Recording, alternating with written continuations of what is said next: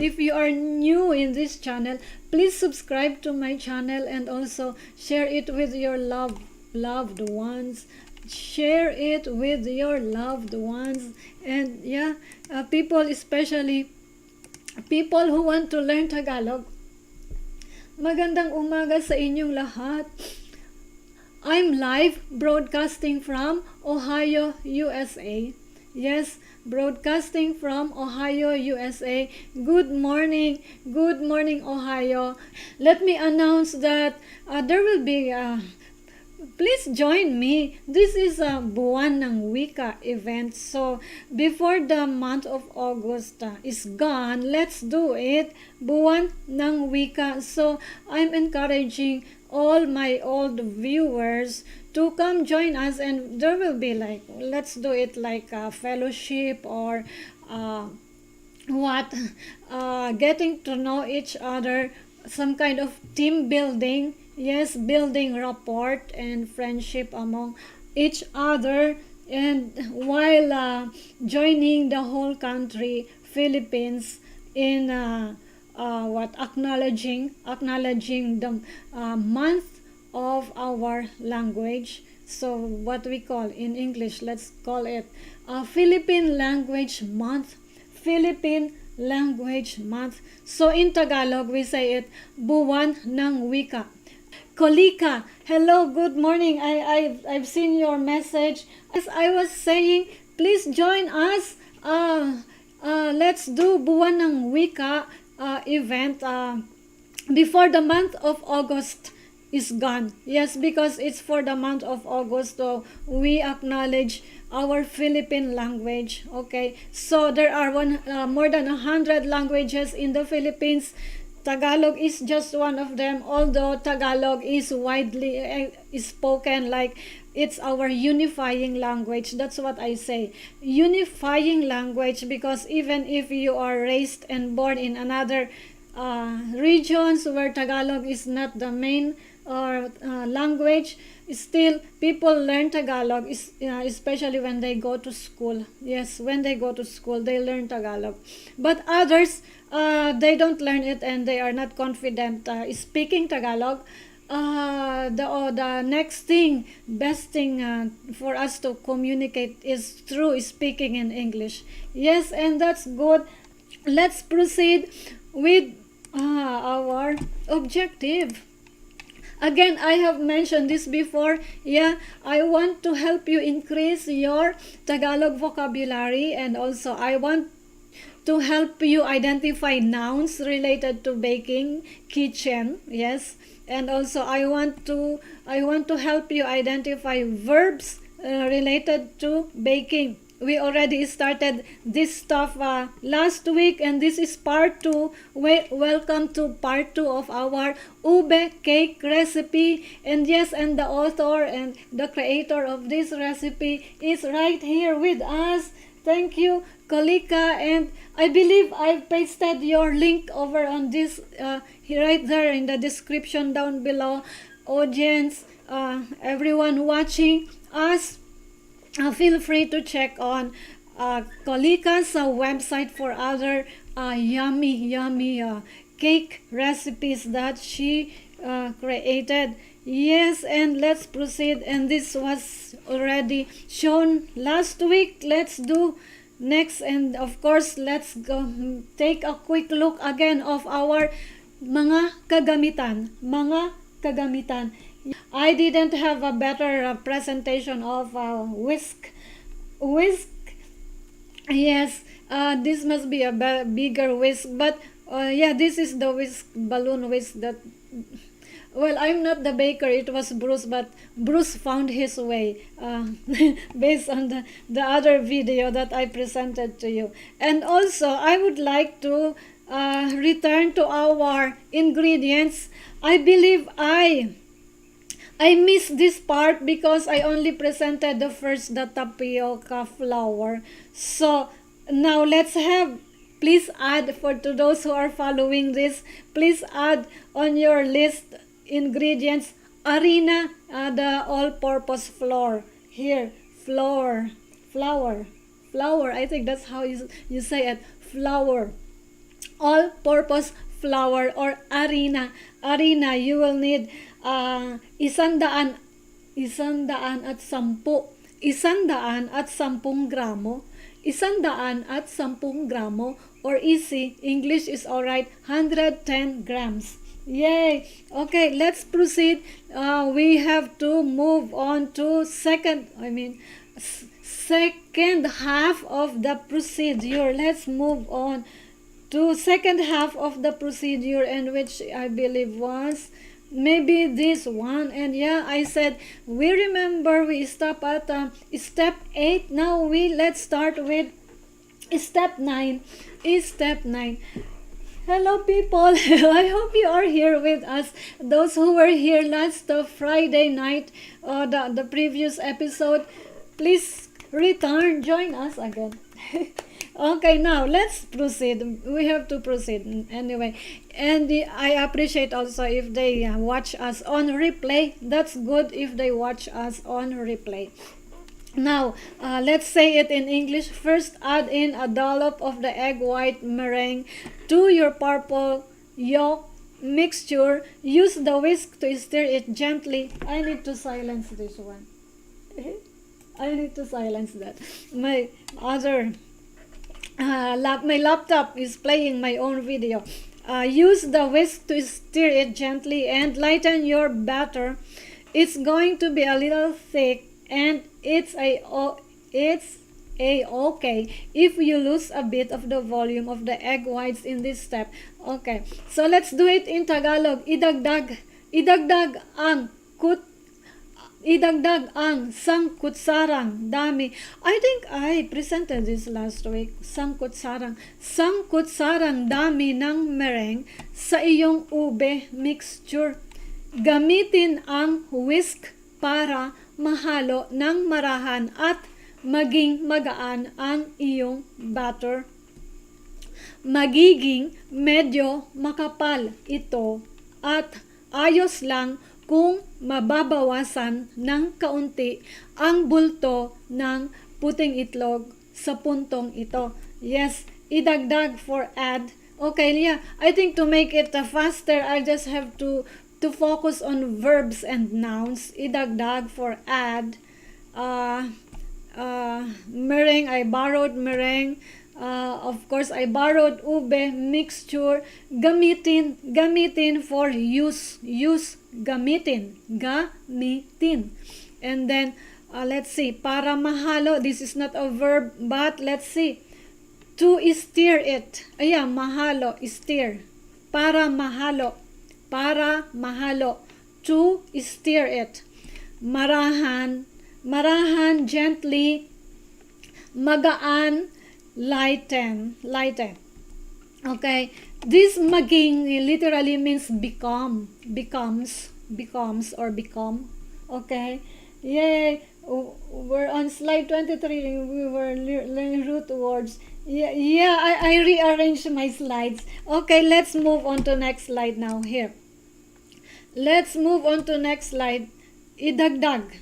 I think this is I think that there's two parts of step 9 here. It's like there is continuation. Let's do the continuation this time. Again, idagdag is add. And then of course katumbas. Let me read it let me read this Tagalog procedure for our recipe.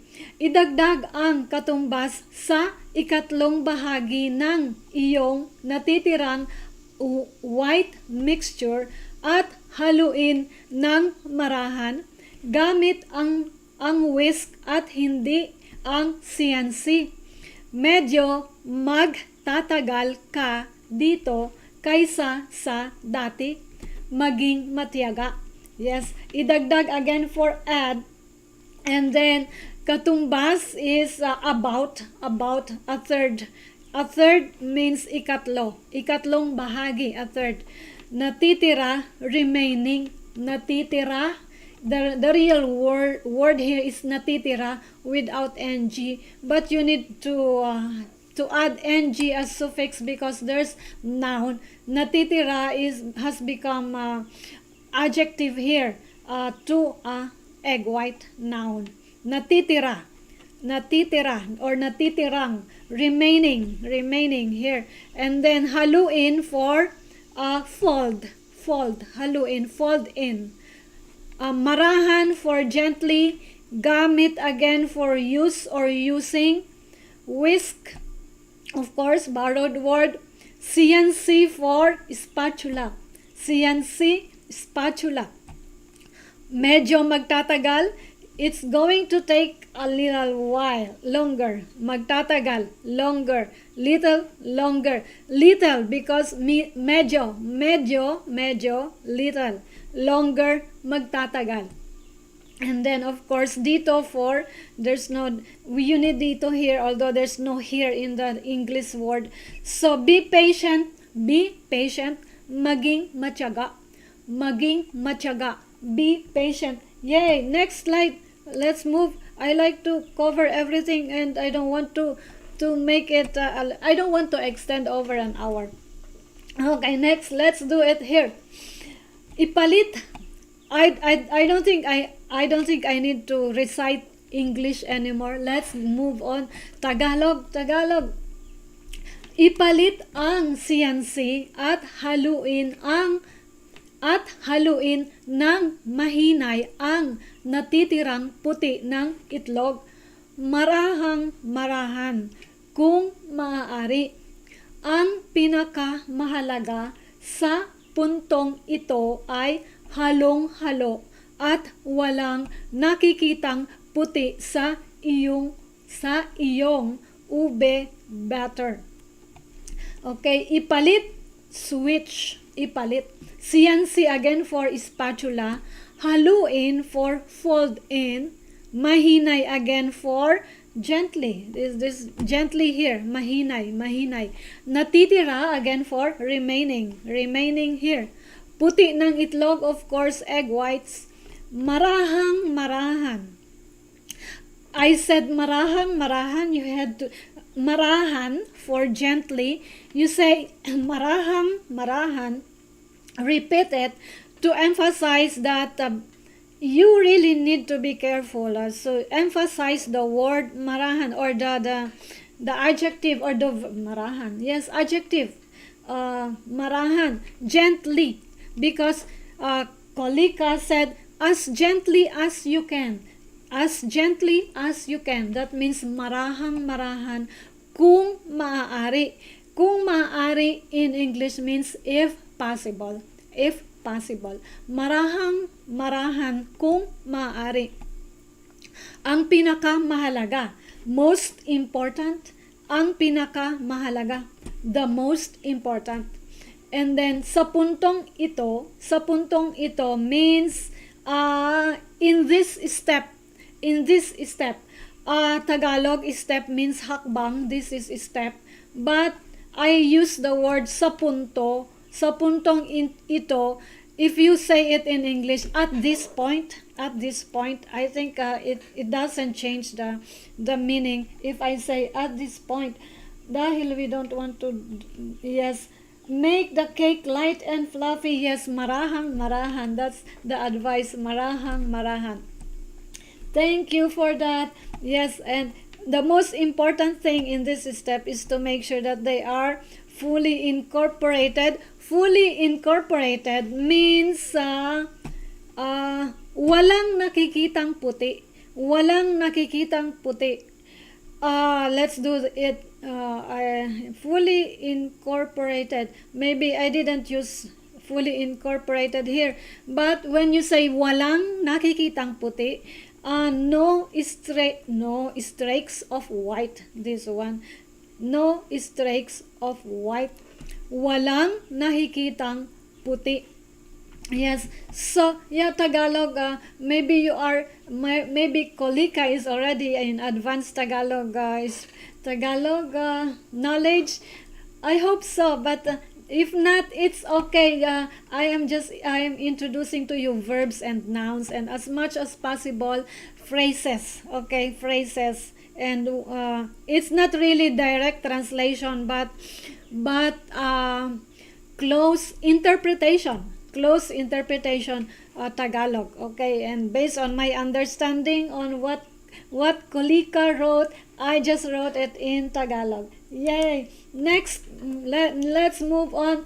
What did I have right numbering? Let's check. Yes, now we're on 11 hakbang. Ika 11.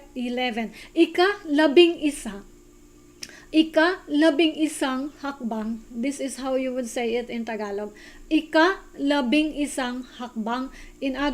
In English, 11th or step 11. Ika 11 is it's equivalent to saying 11th step, something like that. Okay, next.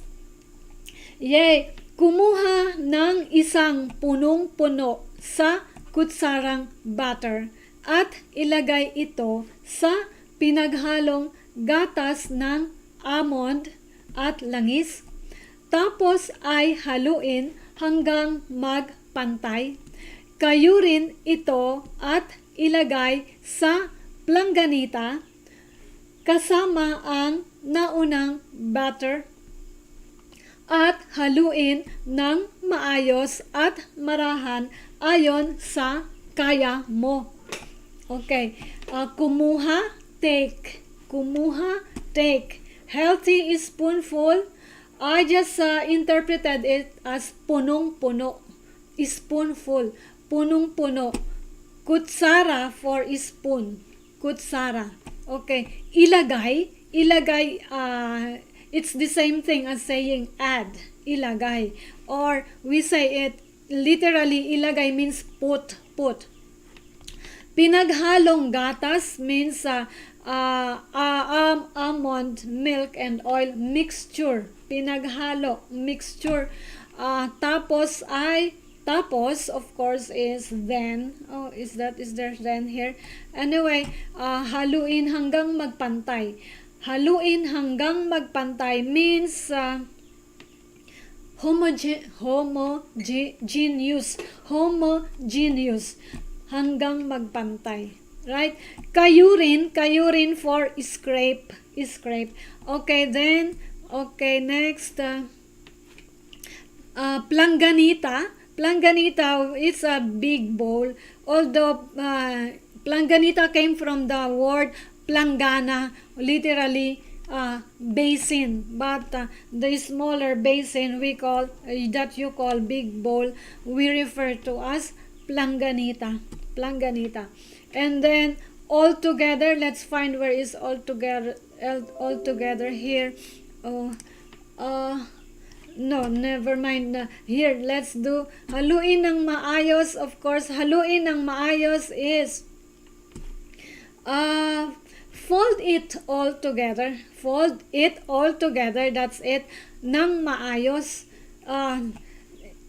Yes, nang maayos. Fold it all together in Tagalog. That's how you would say this phrase. Fold it all together. Haluin nang maayos. As gently as you can. Okay?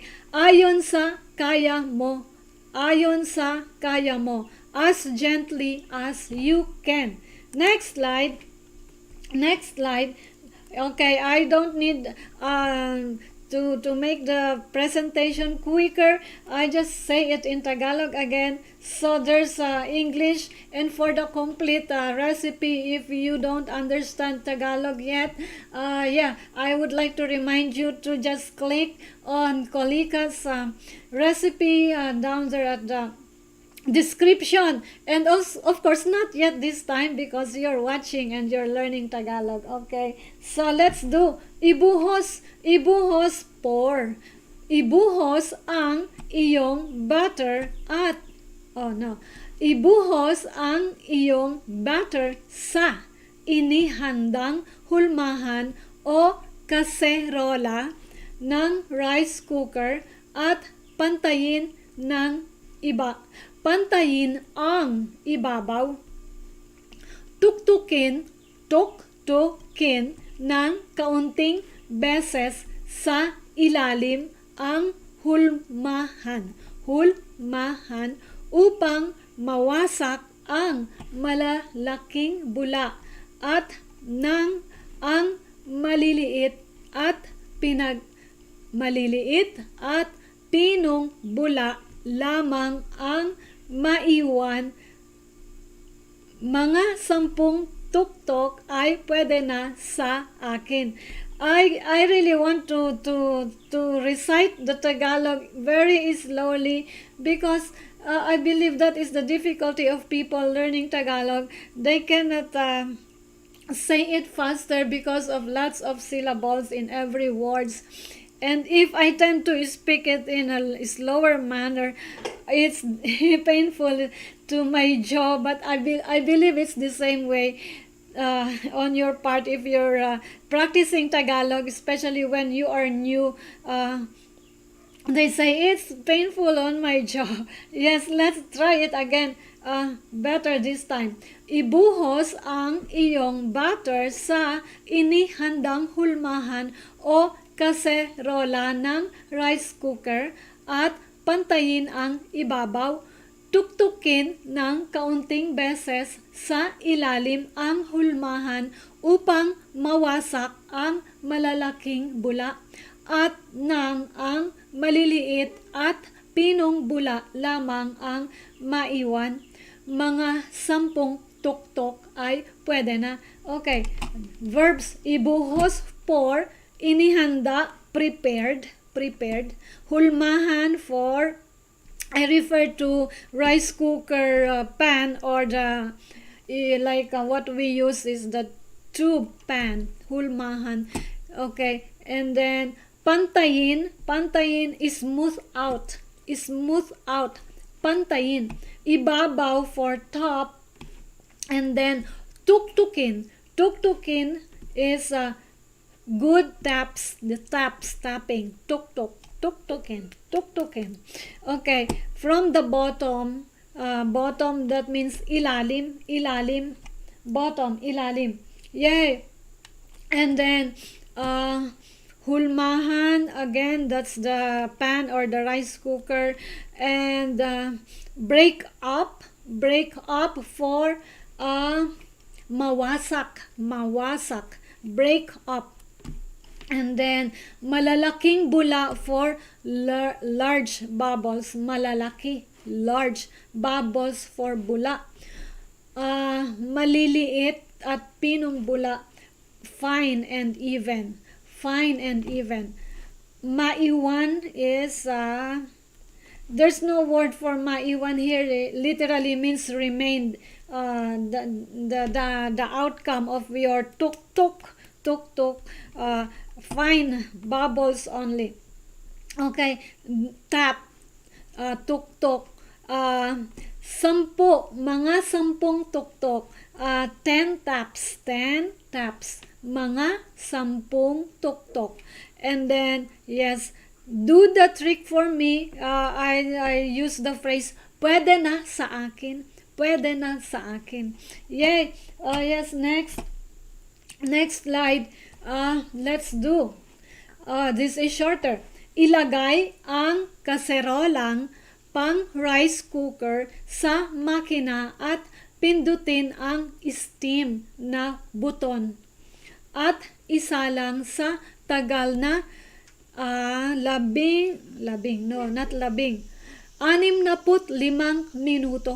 65 minuto. 65 minutes. Ilagay ang kaserola. Let me recite it slower. Ilagay ang kaserolang pang rice cooker sa makina at pindutin ang steam na buton at isalang sa tagal na 65 minuto.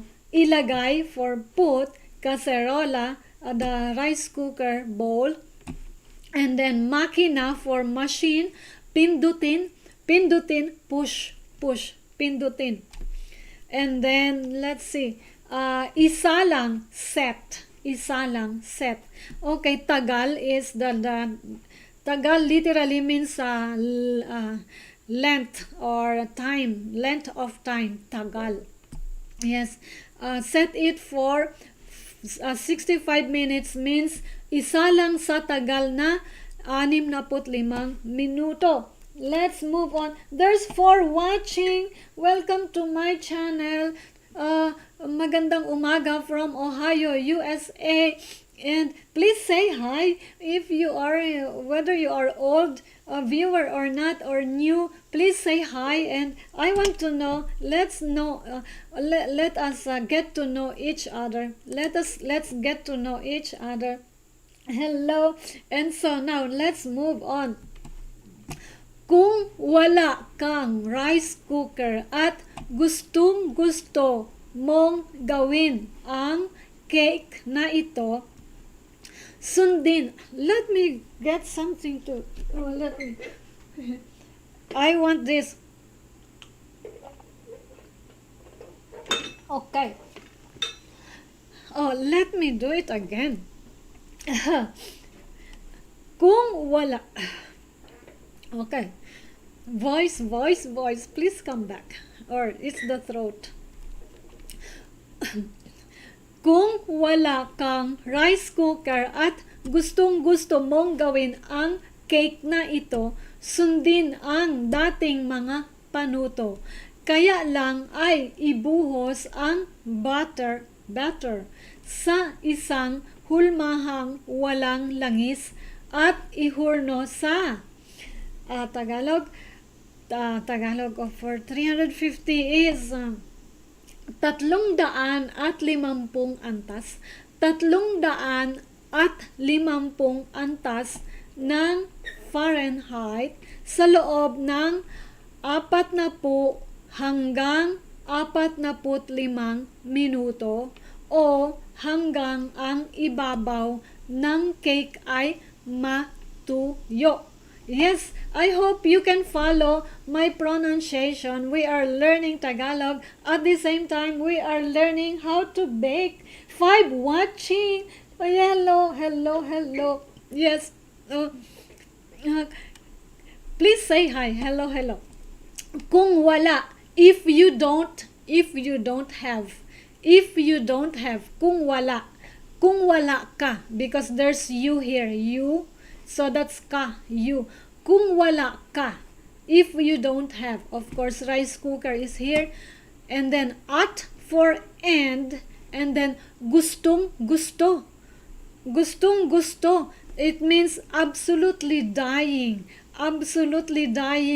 to make this cake, that one, this phrase, absolutely dying to make this cake. Anyhow, Tagalog, we say, gustong-gusto mong gawin ang cake na ito.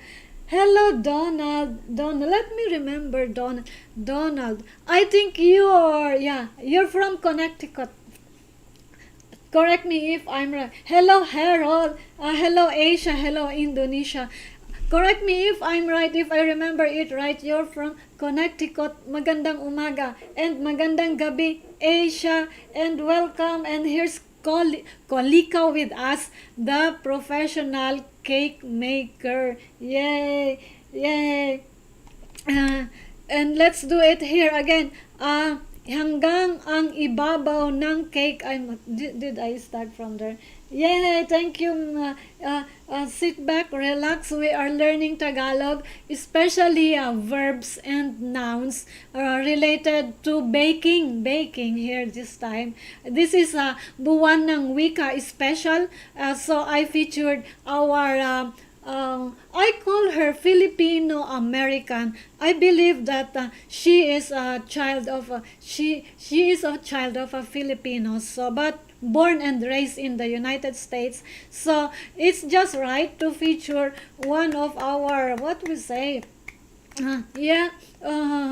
Filipino American or FIL-AM. So, and for Buwan Ng Wika is special, and this is ube cake making, yes, or baking. Yes, gumagawa tayo ng cake. Let's do, where did I leave off here?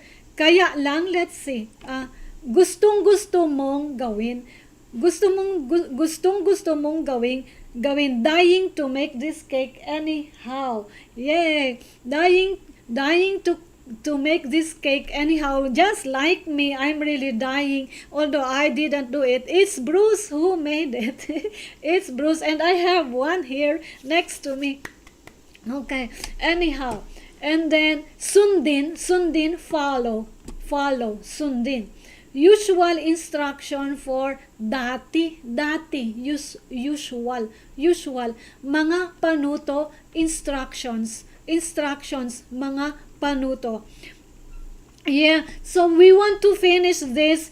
I started late anyway, so please be patient with me. We could be extending beyond 11 o'clock. So suppose what?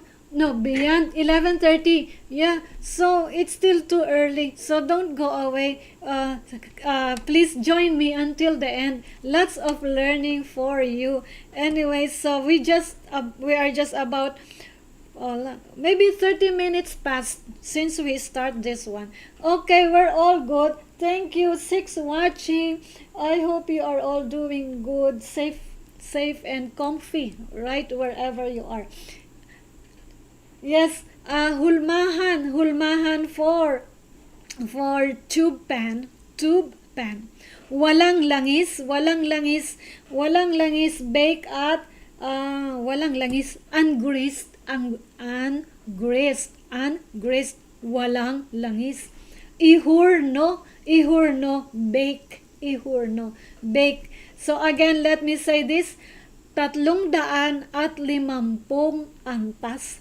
350 antas ng Fahrenheit sa loob ng 45 minuto, 40 to 45 minutes.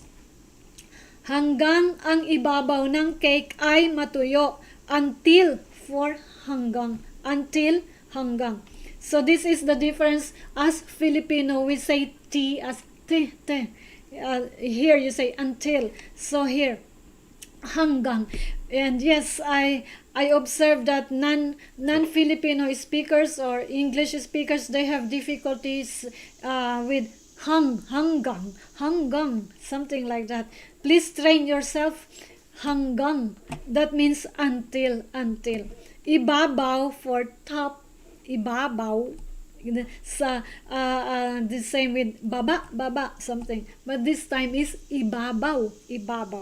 Matuyo for dry. Okay, let's move on.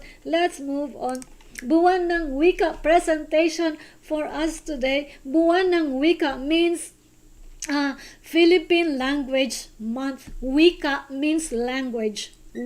Language. Yes. And so pakiusap, tandaang huwag bubuksan ang hurnohan hanggat lumipas ang 35 minuto. Yes. Mahalaga rin na tandaang dapat ang hurnohan ay mainit para sa tamang temperatura. This is easy for you. Temperatura. Dahil hindi ito tataas kung hindi ganon kainit. I believe you have the difficulty with saying kainit or kainit. Again, faster. Pakiusap, tandaang huwag bubuksan ang hurnohan hanggat lumipas ang 35 minuto.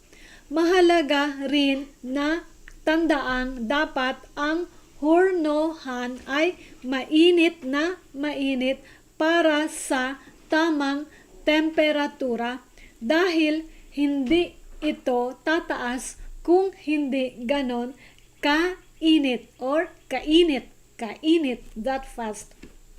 Pakiusap, please. And then note, tandaan. Huwag, do not, I think there's not to, do not, huwag, not, open, bubuksan, hurnohan for oven, and then mahalaga is important, very important, or just important, mahalaga rin. So I didn't include very here. Mahalaga, tandaan for note or remember, tandaan, note, remember. Let's see, mainit na mainit, quite hot, mainit na mainit. You just have to repeat the word, mainit, hot, mainit na mainit, quite hot. Okay, para, of course, para is the meaning of para. We'll have another I believe separate lecture on this, the linkers and all, like para and other linkers. Yes, there will be time for this. Tamang temperatura, of course. Anyway, let's what tamang temperatura. Tamang temperatura is not in the English word or sentence, but to me this is how I would construct the Tagalog based on how Kolika wrote her recipe. Dahil means as dahil, hindi, won't, hindi. Ito, of course, it's this. Same without that hit. Kung hindi ganon kainit, something, this idea, let's just get the idea here. Kung hindi ganon kainit, the idea, it won't rise the same, not the same without that hit, not the same without that hit. Kung hindi ganon kainit. That is this. Yeah, you are getting familiar about what English and Tagalog word or sentences are constructed. Yay! Let's move on. Now let's do this. Next, kapag ang timer ay humudyat, buksan ang rice cooker at hayaang ang singaw ay kumawala sa loob ng 5 minuto. Ang cake ay kusang hihiwalay mula sa hulmahan at ang espongha ay matigas pero napipindot. Yeah. Okay. Feel free to raise your questions. We are learning Tagalog here. Okay, next. Kapag means when, and then ang timer, your timer. Humudyat, signals. Buksan for open. Rice cooker again, of course, borrowed word. Hayaan is let, hayaan for let. Ang singaw for steam ay kumawala. Escape for kumawala. Okay, and then sa loob ng 5 minuto means for about 5 minutes. The cake or ang cake ay kusang hihiwalay. Pull gently, hihiwalay. Away, hihiwalay. Gently away, hihiwalay. Okay, next, hulmahan for pen. Hulmahan. And then, ang espongha, the sponge. Matigas pero napipindot, firm yet springy. Matigas pero napipindot, firm yet springy to touch. So, yes, napipindot, springy to touch. Next slide. Magandang umaga and magandang gabi, Asia. Yes, welcome to our learning, our live Tagalog tutorial. Welcome to my channel. Welcome to Learning with Albine. Let's learn Tagalog while at the same time we are learning baking. Yes, let's go. Let's go. Let's do this next step 16. May itiwarik. Let's do it. Itiwarik ang cakes sa ibabaw ng kasangkapang palamigan at iwanan muna sa loob ng 10 minuto bago ito alisin sa bowl. So I borrowed the word bowl. Yes, again, let me say it slowly for you, for your pronunciation. Yes, let me see. Hello, Randy. Magandang umaga. Let's learn Tagalog. Follow after me. Itiwarik ang cake sa ibabaw ng kasangkapang palamigan at iwanan muna sa loob ng 10 minuto bago ito alisin sa bowl. So in English, I don't need to say it in English, so you can read it here. Yes, itiwarik for turn the cake. Itiwarik ang cake. Itiwarik ang cake. Turn the cake upside down. Okay, itiwarik. So this is a nice word, itiwarik. Sa ibabaw is over, ibabaw. Kasangkapang palamigan, cooling rack. And then iwanan, let's sit, iwanan. For another 10 minutes sa loob ng 10 minuto. And then bago is before, bago. Alisin sa bowl, remove it from the bowl. Alisin sa bowl, remove it from the bowl. Yeah, I hope you appreciate phrases, especially don't bother about constructing everything. Maybe I would like you to keep all the phrases little by little. Okay, next. And here's the cake. So most likely we are almost towards the end of the procedure. So I grabbed Kolika's cake. Yes, and it looks good. Let's compare. Hey baby, are you ready to show our cake? Let's compare. I would like to warn you that our cake is not as the color is not as purple as possible. It's quite lighter, but because we didn't use ube extract anyway, and also Bruce only worked around on coloring, food color, but it's nice. It looks nice. Let me show you. Here it is. Kolika, I hope that you are. Let me see this one. Here's the cake. What can you say, Kolika, please? And I have not sliced it. And this is for the birthday boy. I'm excited. I really like to try it. Maybe I will make a blog, short clip for this, me and Bruce trying the cake. How is that, Kolika? You see, we made it. How is that? Ubi cake for Buwan Ng Wika, and at the same time, ubi cake for Bruce's birthday. It was yesterday, Bruce's birthday. Here's the output. It's not the same as the look of Kolika's. Kolika, I'm sorry for that. I'm sorry, Kolika, sometimes I mispronounce your name. Kolika, something like that.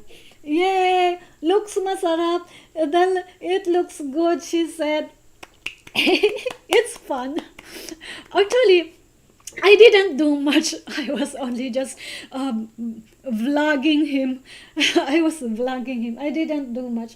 And but Bruce enjoys baking, and he's really, I would say, he's good. He likes baking, and for people, anyone in the family having birthday, it's him who makes the cake. Not me. Yay! But I wish to learn something. Although maybe I would start with cupcakes and other later. Yay! Okay, so how is that? Party time? Cheers! I like to eat now. Let's eat and have something to drink with cake. Yeah, okay, nice weather, although it seems like it's going to rain anytime soon. How are you all doing? 5 watching. Yes, masarap. I hope I have not tasted it. I bet it's masarap. Yes, it looks good.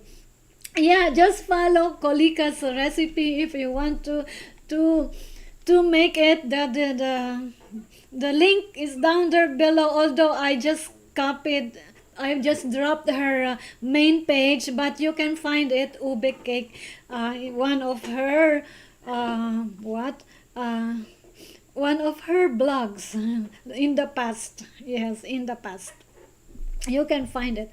Yeah, and then yeah, it's 11:30. I bet it's not too much extension, but yeah, don't go away. Let's move on. I'm really I bet I was so happy. I'm so happy. Let's do it. Let's check no chat. Let's do it again. Presentation. Let's move on and let's finish it. Let's finish this one. I hope this is a good. Yes, I'm getting hungry. That's why let's finish this one.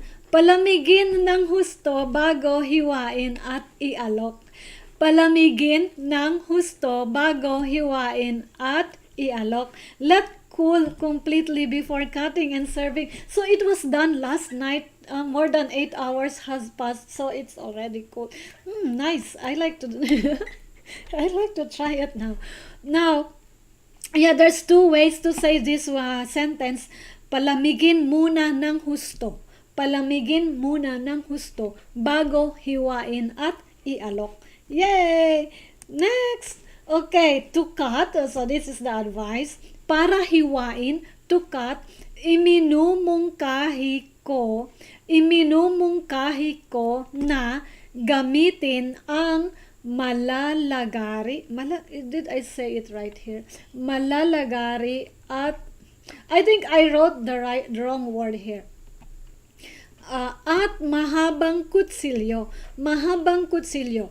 Dahan-dahan lamang, huwag itulak pababa, hayaang ang bigat ng kutsilyo ang kumilos para sa iyong malalagari. I would say serrated knife, malalagari. Malalagari. Why did I choose? I don't. Lagari is the serrate, that kind of knife. Anyway, let's ignore this. It doesn't sound right to me.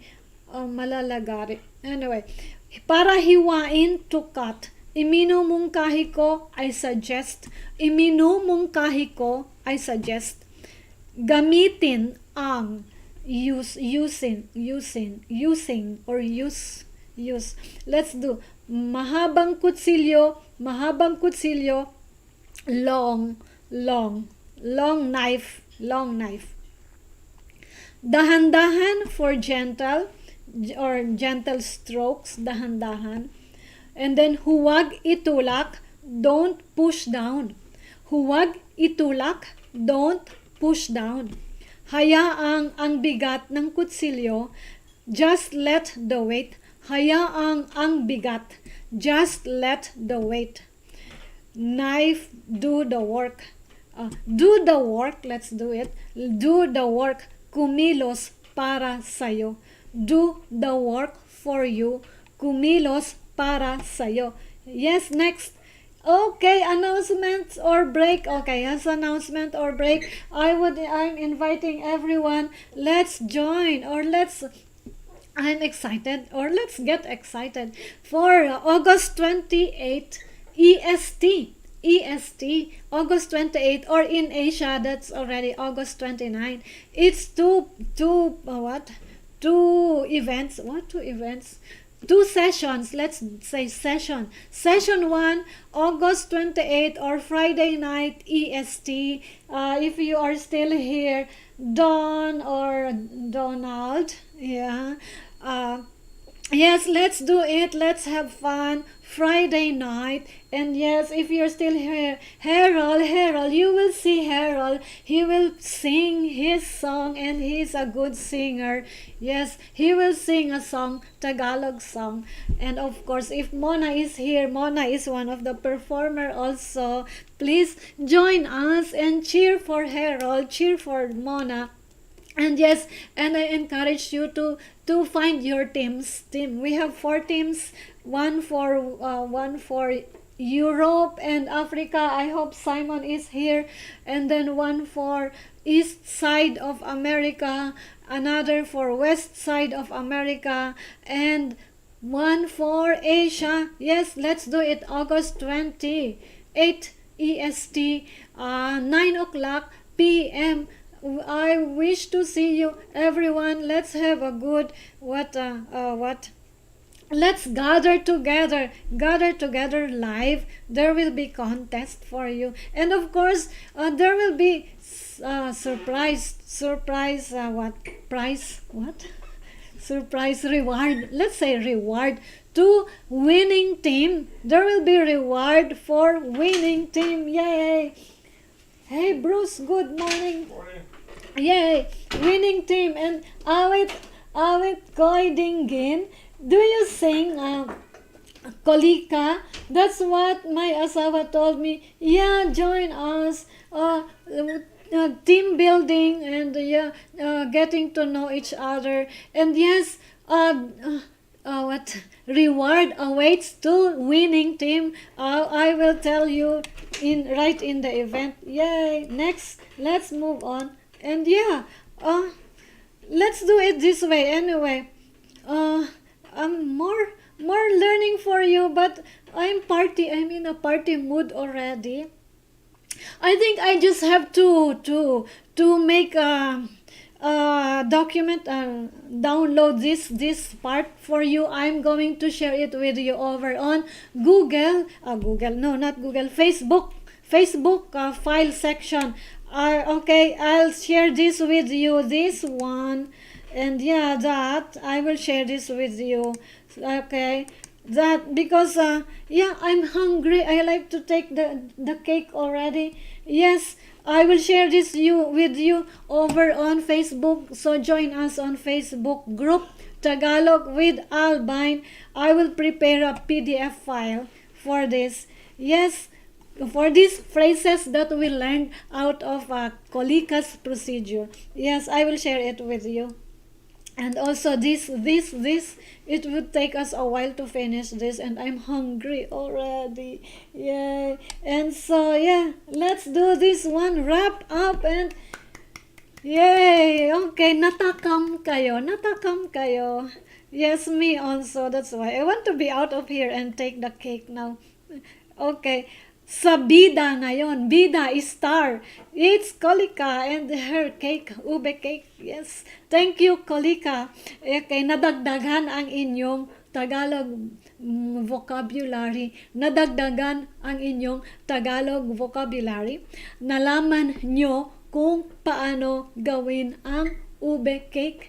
Nalaman nyo kung paano gawin ang ube cake. How is that? And thank you for being here with me from start to finish. Yay!